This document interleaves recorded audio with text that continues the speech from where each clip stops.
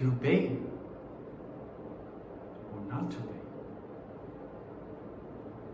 Whether it is nobler in the mind to suffer the slings and arrows of outrageous fortune, or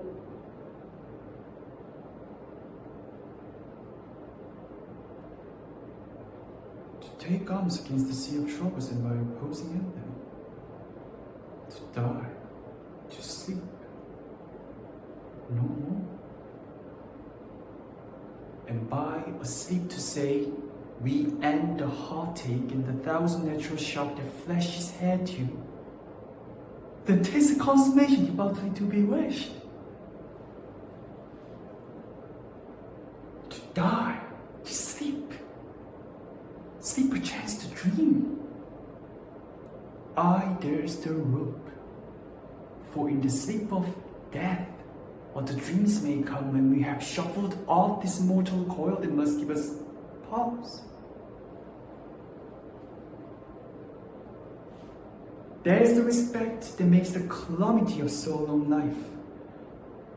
For who would bear the whips and scorns of time, the precious wrong, the promised continuity, the pangs of this price love, the lost delay, the instant selfish, and the spurs that the pages merit of done what he takes when he himself make his quietest made with the bare walking.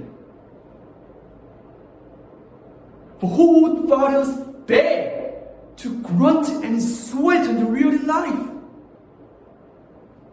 But to try something after death. The undiscovered country, no travels to return from whose born pauses the will. It makes us rather bear those ills we have than fly to others that we know not of. Thus conscience doth make cowards of us all. And thus the native pure resolution is sickly over with the pale cast of thought, and enterprises great pet and moment with disregards. The currents of the eye, and lose the name of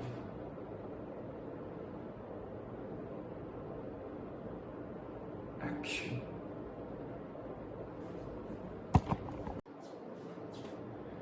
Sir, did you read my masterpiece?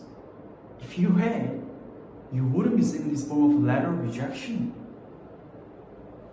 Not unless you're a complete and worthless moron, I do not accept you as arbiter of your talent. I do not. I have more talent than all of you put together when it comes to that. You, with your hackneyed conventions, have usurped the foremost place in art and consider nothing genuine, legitimate, except what you yourselves do. Everything else is stifled and suppressed, and I do not accept it. I do not.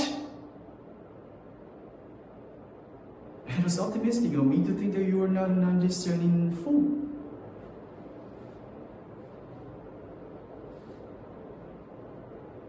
Are you conspiring all against me? You, with the separate letterheads, been converging to one voice?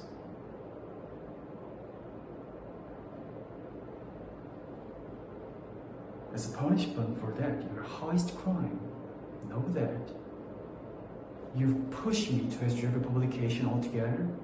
Know that you and the others in the whole world miss out the rest of my work, which I shall never let again touch you with your dirty and destructive hands.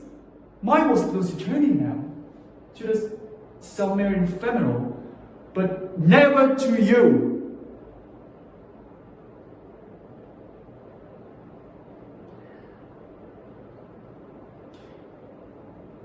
May you find your just punishment by knowing that you've kept another genius from the hungry world who really anxious to hear him. Sincerely, the author who would have made you famous